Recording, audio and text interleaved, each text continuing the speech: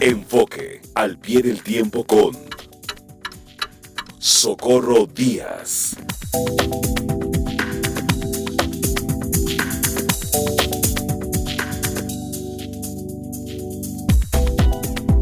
Querida Socorro, qué bueno que ya te tenemos aquí. Gracias, querida Adriana. Pues aquí en Enfoque y al pie del tiempo. Bienvenida. Gracias. El próximo domingo el presidente López Obrador rendirá su primer informe de gobierno, aunque su primer año de mandato se cumple hasta el 1 de diciembre.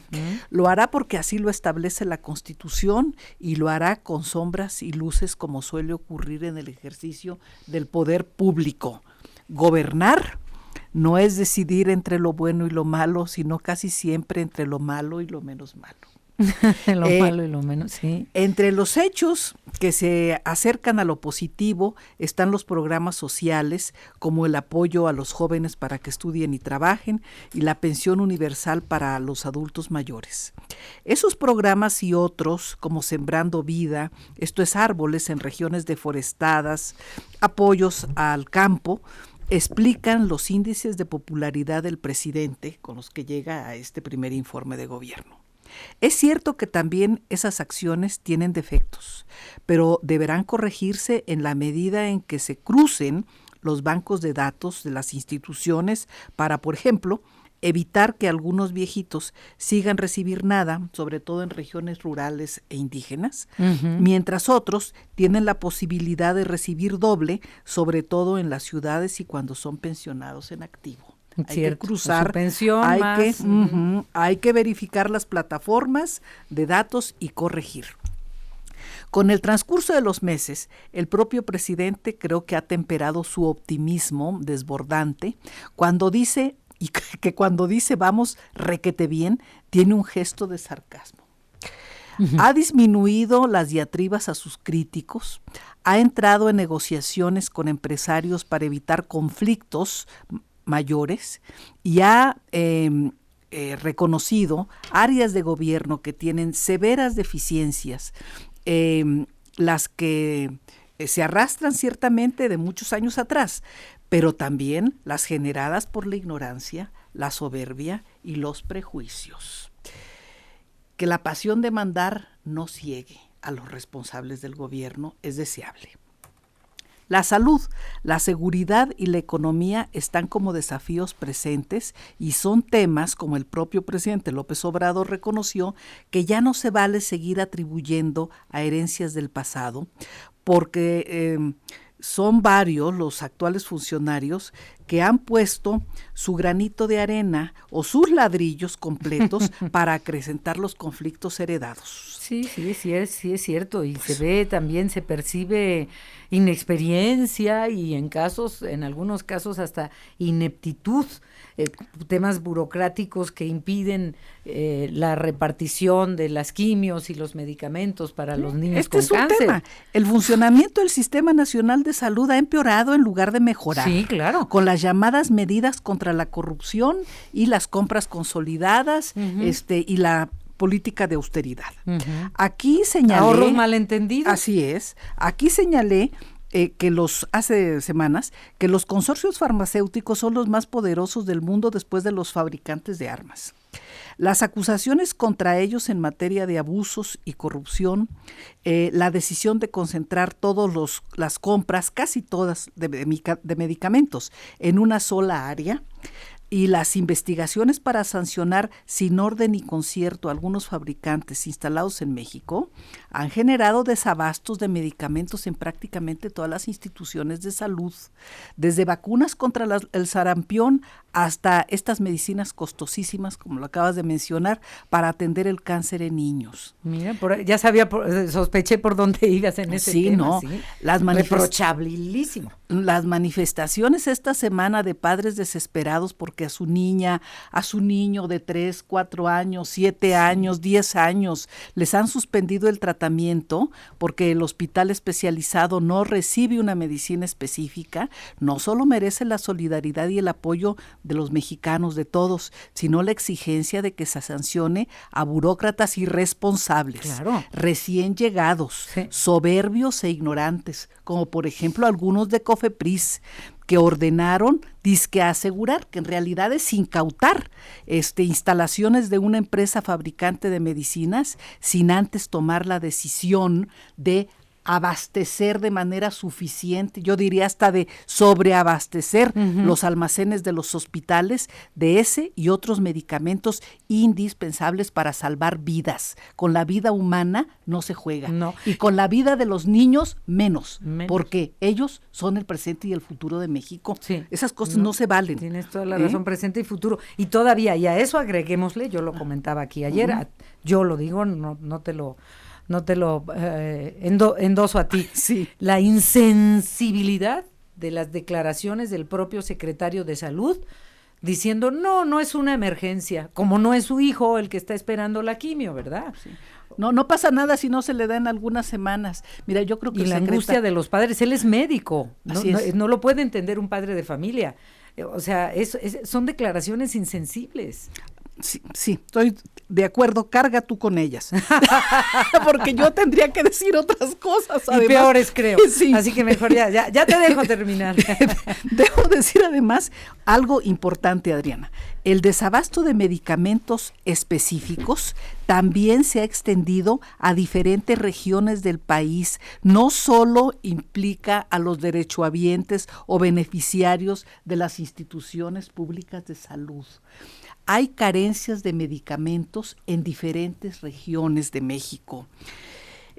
¿Cómo se está resolviendo esto en la medida en que se puede resolver? Yo creo que porque para fortuna de esta sociedad todavía se mantienen vivas las redes, no tecnológicas, sino de amigos y familiares empeñados en conseguir en Campeche, en Guerrero, en Colima, en Sinaloa, medicamentos que amigos y familiares no logran conseguir en Tamaulipas o en Chihuahua o en otras regiones del país. Estas medicinas son medicinas indispensables para enfermedades de vías respiratorias, para el corazón, para el aparato digestivo, etcétera, que dicen en las farmacias, porque van a comprar las medicinas a las farmacias, que se agotaron, que se dejaron de fabricar o simplemente que no están en el mercado nacional. Hay esa carencia en otros espacios que no son las instituciones o solo las instituciones de seguridad y de salud pública. Eso es privatizar la medicina, porque tienes que ir a un hospital privado o comprar en una farmacia privada lo que no te da el sector salud. Pero tampoco hay en las farmacias, es a lo que quiero ir. O sea, hay un desabasto de medicamentos en muchas regiones de México, en la Ciudad de México y en muchos otros lugares. Y ahí tienes a los amigos y familiares de gente enferma del corazón que no puede suspender sus medicamentos y que tiene nada más para los 4 siguientes días los medicamentos. ¡Qué angustia! Que son consiguiéndolos con amigos y familiares en otros estados y mandándolos por las empresas de mensajería para tratar de solucionar este problema. Entonces, sospecho que alguien te platicó un ejemplo. Muchos casos, porque no pocos, muchos casos, ¿no? Por eso lo estoy diciendo. Están pasando cosas graves en materia de salud, aunque como tú acabas de decir, el titular del ramo diga que no. Y que no hay emergencia. Vamos a otro, materia de inseguridad. Vamos de mal en peor. El único horizonte de esperanza es que la Guardia Nacional algún día funcione y disminuya esta matanza sin reposo que estamos viviendo. Ayer en Coatzacoalcos otra vez, en Veracruz por 100ª vez, un grupo de criminales asesinó en un bar a 29 personas hasta ahora, de la peor manera, quemados, asfixiados, 10 mujeres, 19 hombres. Tengo como la impresión de que los canallas dijeron, se espantaron con los 13 que matamos en Minatitlán y con los 14 de Salamanca, Guanajuato, pues ahí van decenas. Sí. Ahí van decenas para que se espanten más. Se lo decía el fiscal hace rato, cada vez es más la crueldad y y mayor el número de personas que matan de estas formas. Así es una cosa verdaderamente intolerable. Hay una expresión cruel pero cierta, Adriana, porque estoy queriendo enfocar esto en algún aspecto político. Solo hay una cosa peor que un político profesional, un político no profesional. Y algo de eso está ocurriendo en Veracruz y en otras regiones del país como fenómeno que ayuda a que la criminalidad crezca de forma exponencial. El actual gobernador de Veracruz era un académico reconocido en su tierra. Se metió a la política y ganó la gubernatura del estado. Y al ganar, entró a un conflicto central con el fiscal, como se llama ahora los procuradores, que fue electo, a mi juicio, abusivamente, por un periodo de 9 años por el anterior gobernador, bajo la sospecha de que quería que le cuidaran las espaldas. Mal hecho aquello, y mal hecho que los gobernantes se enfrasquen en conflictos interinstitucionales en lugar de entender que sus adversarios son las bandas de criminales que se dedican al tráfico de drogas, de personas, de productos robados como las gasolinas, que se dedican a extorsionar, a asaltar personas y camiones de carga. Esas bandas del crimen están muy molestas porque este gobierno les ha ido cerrando los ductos para robar a Pemex, que ha sido un negocio multimillonario, y se han dedicado a desafiar al gobierno federal y a burlarse de la fuerza pública. Pero la fuerza pública tiene que saber que se tiene que buscar alianzas entre los diferentes órdenes de gobierno para poder combatir a estas bandas criminales. Mira, yo siempre lo he dicho en política, más vale hacerte amigo de los especialistas que tratar de hacer especialistas a tus amigos. No puedes gobernar solo con la gente que te cae bien, con quien no te ha ofendido nunca, etcétera. En el gobierno tienes que buscar la gente que sea eficaz y en situaciones específicas escoger con quién te vas a aliar y a quién vas a beneficiar. Tu obligación en el gobierno es beneficiar a la sociedad para la que te eligió en mayoría y a la que tienes la obligación de servir, y no por tus pleitos o tus fobias personales, filias y fobias personales, vas a empeorar las situaciones, no solo políticas, sino las situaciones de seguridad. Es lo que está pasando en Veracruz, más que claro. Eso es lo que me parece que es un problema gravísimo. Ayer se aclaró que la persona que supuestamente había sido el autor intelectual y material del hecho y que fue señalado primero por el gobernador de esta matanza múltiple en Coatzacoalcos, no fue liberado por la Fiscalía de Justicia del Estado, sino por las delegaciones de la Fiscalía General de la República. Fue 2 veces capturado, 2 veces dejado libre, y al parecer tampoco es muy cierto que esa persona haya sido la causante de esta matanza. Están hechos bolas y la gente viviendo en la angustia. Así es. Y de mal en peor. México es una república federal, lo quiero recordar, con estados libres y soberanos y municipios libres. Lo deben recordar los funcionarios federales, porque creo que lo deben de recordar y lo deben de saber para excluir, para saber hacer a un lado y excluir a los funcionarios infiltrados en los gobiernos de los 3 órdenes, ¿no? Y pactar a favor de los ciudadanos de manera interinstitucional, no a favor de los asesinos y de los criminales. Ante este panorama, yo creo que los 3 órdenes de gobierno requieren coordinarse. Ahorita se ha puesto de moda hablar de unidad.